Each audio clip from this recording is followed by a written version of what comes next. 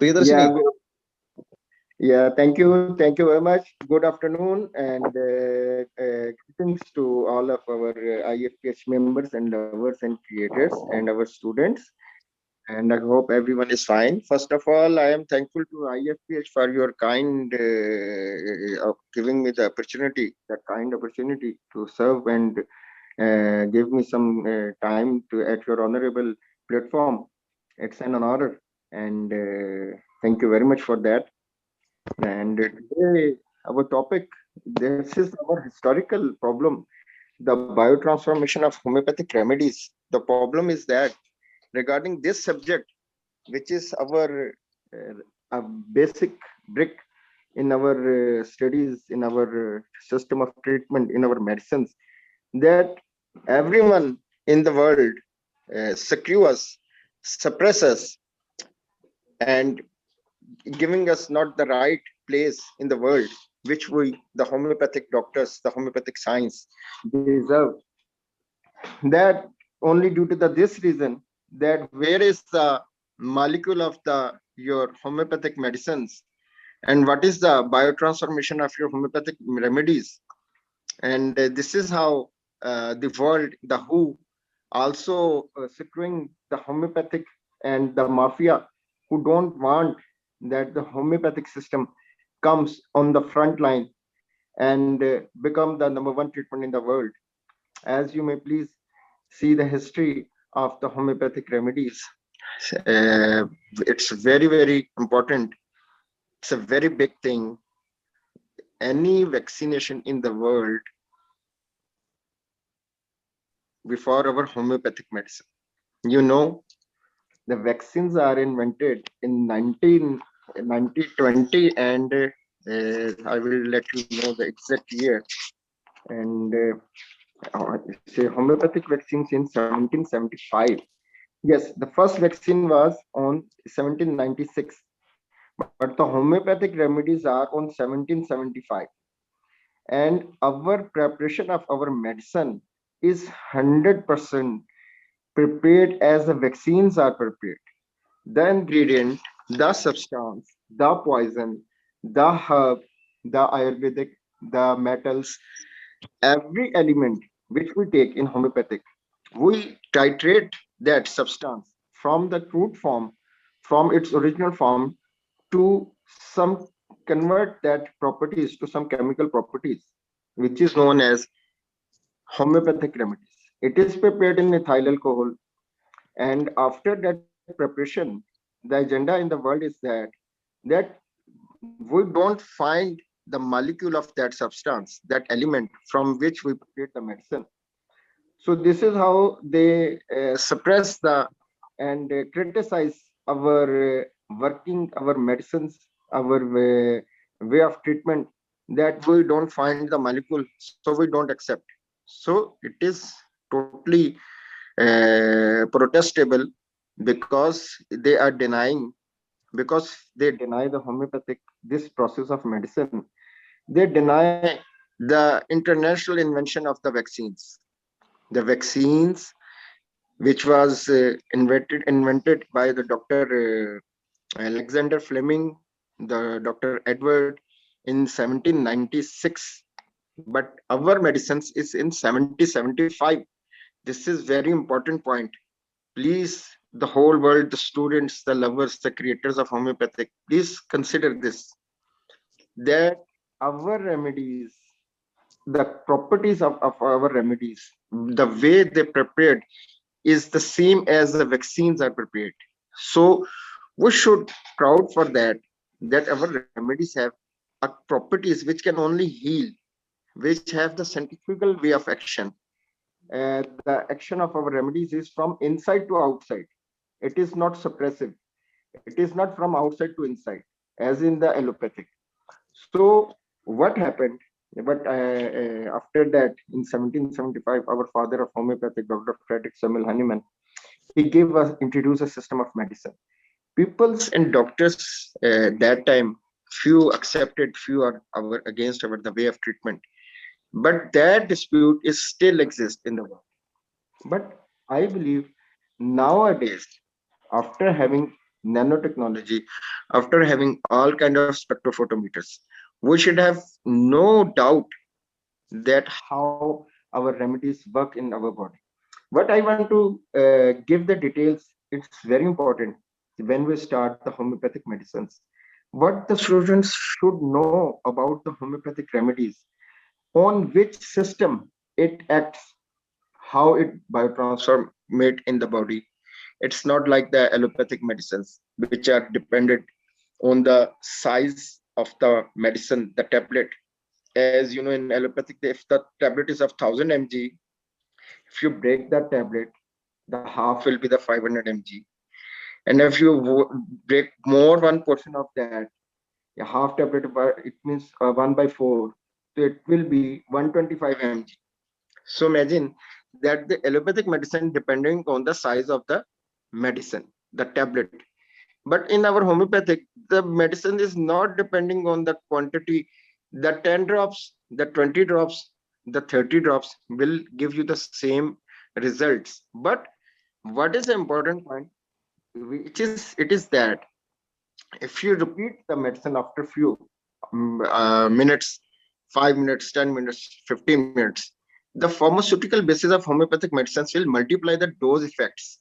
This is very important because our pharmaceutical basis based on the as the nuclear fission, minimum number of molecules, maximum reaction, maximum number of molecules, minimum reactions. To understand this chemistry of the homeopathic medicines, you must understand when we are giving the mother tincture, the number of molecules is maximum, but the reaction of that molecules is minimum. So it is become the safest side, the low potency. When you said you are giving the high potencies, the 10m, 1m, cm, or mm or dm, so it means the reaction of that medicine is fast, the concentration of molecule is less. So this is the basic pharmaceutical difference in the homeopathic, and why the homeopathic science claims so big, why our remedies have so effective as compared to the allopathic and the other medicines. Why? What is the secret behind that science? What is that? The main, very important, as I let you know, the seed of onion, it carries acetylsalicylic acid. If you give it in the Ayurvedic, the crude form, it is acetylsalicylic acid. If you give in the homeopathic, nitrate in the alcohol, the ethyl alcohol, this is the main important factor in the our biotransformation of homeopathic remedy. Very important that how ethyl alcohol make this big miracle to our human body, to our chemistry of the cell. I will let you know. You, for to understand our biotransformation of remedies, you must first of all read the stereochemistry of the bonds. To understand the stereochemistry of the bonds, you must know what is the stereochemistry of the chemical properties of the bonds. I will let you know by an example. As in the summer, you see dextrose, glucose D. What is D? Glucose D, what it shows? Anybody knows? If you know what is D stands for, the glucose D, so please write down in the chat session and let me know, and I will tell you that this is the main thing from where the homeopathic mode of action of remedies starts. This is that there is the stereochemistry of the bonds, the synthesis of our the elements we take as in food, the food we take, the extract of the food is 23 type of amino acids. Whatever the food in the world we take, whatever the food, what the vegetables, what the fruit, whatever we will take, it will be ultimately within the 23 amino acids. After the digestion of that, the extract of the food is the oil vacuole, food vacuole, that will burn with the help of insulin, and that chemical synthesis of our electrolytes of the elements in the food present will start. And then you get know a simple thing, vitamin A, the absorption of vitamin A is will in the 150, 148 isomers. It's based on 148 isomers. It means this is a chemical digestion process from alpha carotene to beta carotene, just simply to extract the vitamin A. Our liver, which is the factory of chemicals medically, it will synthesize that vitamin A, which will take more than 1 hour. So what the scientists do in the summers, as we know, everyone know, we have a loss of fluid loss, and due to the fluid loss, we have the weakness in our body. So what happened? For instant energy restore, in the summer, the ads come of the glucose. Now, what is that glucose tea? This is that chemical substance property which liver will be prepared within 1 hour. So we cannot wait for 1 hour to get the energy from the sweets, from the glucose. We need the instant energy. So to get that energy, they prepared synthetically that glucose D, and D is the it's a optically active bond which is rotate, and that synthesis become, and we absorb the glucose D. So it is artificially made with the help of stereochemistry of the bonds. There are four chemical synthesis of our vitamins in our body. This is the place where the homeopathic remedies trigger. As some people say, the patient is taking vitamin A, but he is suffering from deficiency of vitamin A. So after taking the homeopathic medicine, that deficiency restores. How? What happened? In the homeopathic, when the patients come, we did not give him a vitamin A. You take this, and it will be the deficiency will be recovered. The problem is that what the remedy we give? We simply give to specific the metabolic of the liver, metabolism of the liver. We give the chelidonium for the liver, and that vitamin A, which is not synthesized in the body properly, it starts synthesized. This is the very biggest, the greatest difference of our treatment in homeopathic regarding to all different treatments as allopathic as Ayurvedic. Now what happened? The question arises: the allopathic mafia, because I told mafia because they are not giving us the right platform and right way and place where we stand. They said how your remedy is transferred within your body. How you can we can check that the medicine is transferred or not. So first of all, the very important, and I would think we must, the homeopath doctors love this thing, that our remedies are not dependent on our liver and platelets. As in allopathy, you have to take the medicine, it will go in your stomach, it will go in your liver, the platelets will transfer that medicine. But what happened in homeopathic, which is very amazing, which is very, I think so, hitting in the world, that everyone should appreciate us, that our remedies start working through the electric charge of our tongue. Here, from here, our tongue. As we touch the remedy, it biotransferred. Instantly, instantly it is biotransferred. It is never dependent on the liver, on the platelets. The proof is that, to check in my student life, what I have done, I bring two patients, the same category, the same chemistry, the same body weight, the same age, same kind of diabetes. And one of patient I gave him in the allopathic, the metformin, and one in the homeopathic, I gave the uranium nitricum. And what happened? After just 9 minutes, I checked the sugar level in glucometer. The patient who is had been given the homeopathic medicine, his sugar from 225 random to becomes 180 just in 12 minutes.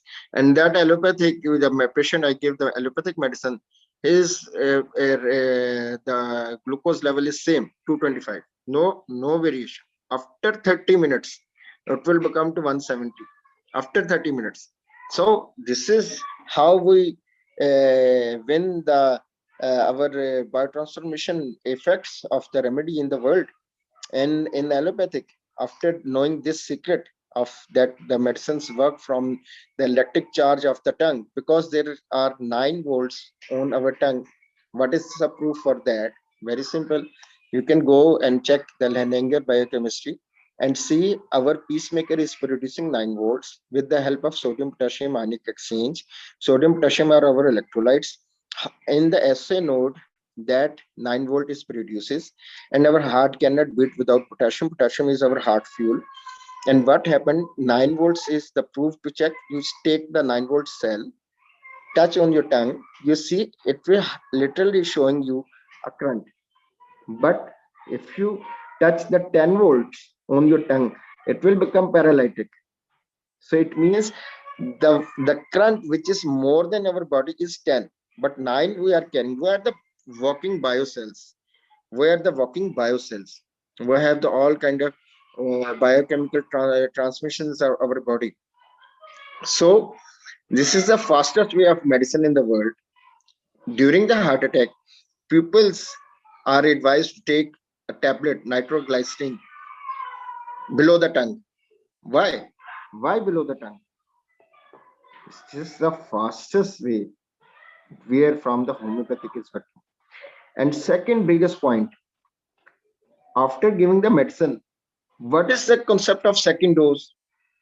Regarding our classical philosophy of homeopathic, that second dose, either we are giving the 30 or the 3, either 200 potency, you give the second dose after the checking the symptoms of the patient. In the chronic cases, what we have to do? In the chronic cases, you can repeat the medicine twice, thrice, or 4 times a day. But what is the technical way to use the high potencies and number of potencies and the concentration of potencies? This is very, very important. When you're giving the mother tincture to the patient, suppose I will let you know, there is a gangrene patient. The blood circulation in the lower limbs are dead. Now, this case is totally out of question to treatable in allopathic. Regarding the allopathic doctors, this is the only treatment is amputation, remove that organ from the body. But when that patients come to homeopathic physicians, what they will do? What is the thing they can, how they help the humans, the humanity, and they can avoid that amputation? What is the way that they use? The most mysterious thing is the preparation of our medicine. This is the most mysterious thing, which is still a questionable for the scientists. They told that there is no evidence map for your biotransformation of your remedies, because after the titration process in ethyl alcohol, that molecule titration cross Avogadro's law. So it is very difficult to find the molecule of that our ingredients in in the body, human body. But there are few proofs after the, you can say, development in the science, the instrument science. They help and give that direction to in on the whole world, all scientists, to all doctor, to especially the allopathic mafia, that how our medicines work, the things that required for these investigation and medical map evidence for the biotransformation of homeopathic remedies. The instruments are used, flame photometer, mass spectrophotometer, and plasma mass spectrophotometer, UV spectrophotometer, infrared thermal heat camera. And to what is that function of that infrared thermal heat camera? When we give the ethyl alcohol solutions, it react in the plasma. That thermodynamic reactions after having the homeopathic remedies in the human body, that is readable by the infrared cameras. And to what the things what the proofs I am giving, I'm telling you, it will be shown in slides. Honorable Sir Shalu, may you please show the slides of those articles which I send you, and I will try to share the screen. Please wait. Yes, sir, you can share. I will make you host, co-host. Okay. Okay. You can share the screen. Okay. Okay.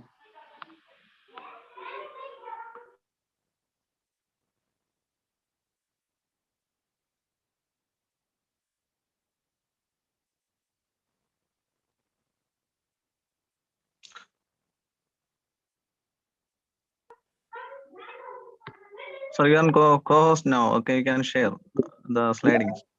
I'm getting that.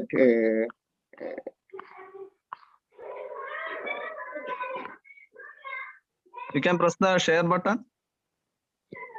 Yeah. Yeah. I'm sharing. I'm sharing. I'm Yes. selecting the Okay. images. Okay, sir. I'm selecting the images.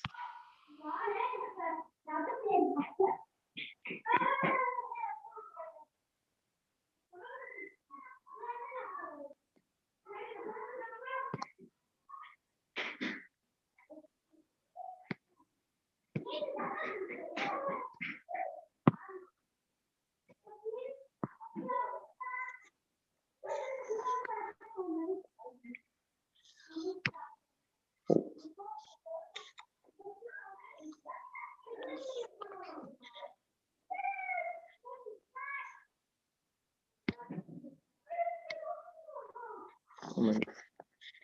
Okay, sir. You can continue. It is visible now. Is that visible? Yes. Yes. Okay. Okay. But um, okay.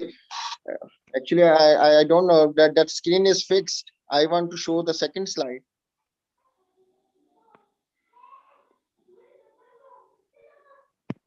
Mm,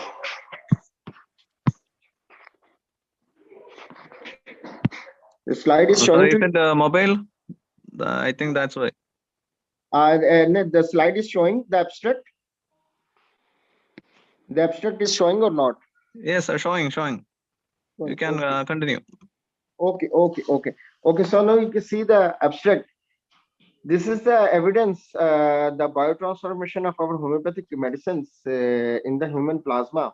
How that thermal reaction is recorded by the infrared camera, and the wavelength produced after the energy emission, by it's showing the wavelengths of 20 nanometer and 50 nanometer within the human plasma.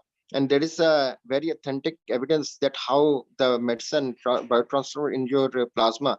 But here the question of discussion where the allopathic said that this is pseudoscience, this is not acceptable, this is not giving us the right confirmation or exact approach to the biotransformation. So after that, the second experiment have been given by the nuclear magnetic resonance spectrometer, and they show that with the help of this, that the medicines, the homeopathic medicines giving our DNA receive the signals from that alcoholic remedies in our plasma, and start activating that message, transfer the messages in our human plasma. So for this, they do the next is very important way to discover the homeopathic medicines in our blood is the green chemistry methodology. By this way, I have to show you another slide for the green chemistry methodology, how it shows the synthesis of alcohol in our plasma. Please wait. I don't know. This is that screen is stuck. I don't know that will be stopped. That second slide is not coming.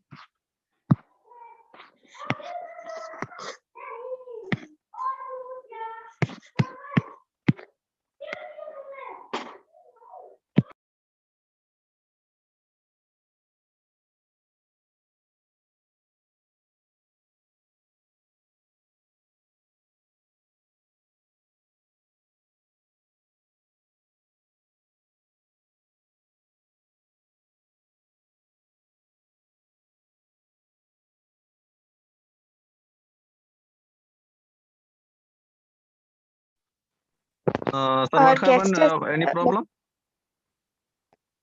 yes, our guest has left the meeting. I think there's some network issue. Okay. Yes, he has joined. Okay, He has he's rejoined. here. He's here. Malik sir?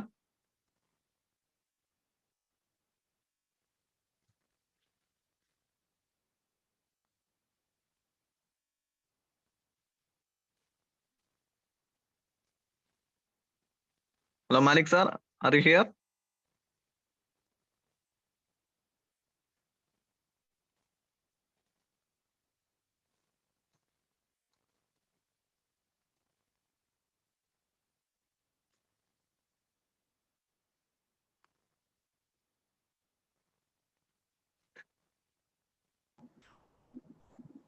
Please make Dr. Aamir co-host so that he can unmute himself. Okay, wait. Yeah, I'm audible. Yes, audible sir, you can continue. Okay. My request is that if it's possible that Honorable Shalu, if you may show that slides, is that possible? Or may myself, I will show that. I am sharing the screen.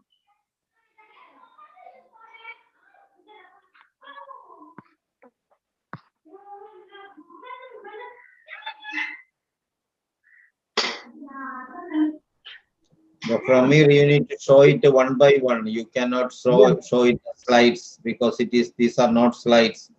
You have to share one, then you have to stop it, then you have to share again, like that. Right, very right, sir. Very right.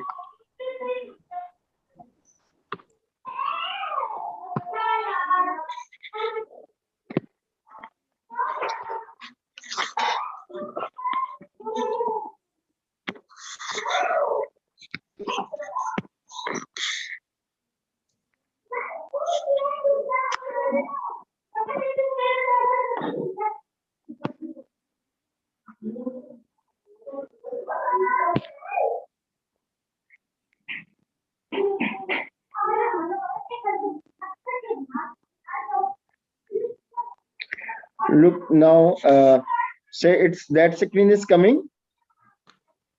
Yes sir, coming. Okay. It's visible. Now you see, please, that the biotransformation of our medicine, copper sulfate, and after giving in our body, how it emitted in nanometers, the transmission of that remedy, it's from 190 nanometer to 290 nanometers. This is the two different preparations which are used on the in the body, and seeing the how the emission of energy occurs. This is a evidence by using the nuclear magnetic resonance spectroscopy, and the same way they use for the called the green chemistry methodology. And this is our kind of a biotransformation which are based on 5 units spectrometers, from where we can check the mass spectrometer, the UV spectroscopy, the plasma mass spectroscopy, the infrared camera thermal reactions in the plasma, and the green chemistry methodology, and the NMR, the nuclear magnetic resonance spectroscopy. So these are different solutions they have tested, the copper sulfate, the silicon dioxide, and they have seen the reactions and the emission of the energy in our plasma and the transfer of that to the cells to heal the affected area of the bodies. So this is our, I think so, very nice evidence we have. But regarding on international discussion, that evidence is not authentic 100%. It falls in pseudo, and they make it some kind of spiritual treatment or transformation. They call for that anthroposophy, the spiritual world of treatment. So I don't know. Here the question of discussion is that after healing and curing the carcinoma cases, the cancer malignant cells, curing the magnetic malignant cells, how they are claimed that the homeopathic medicines have no evidence.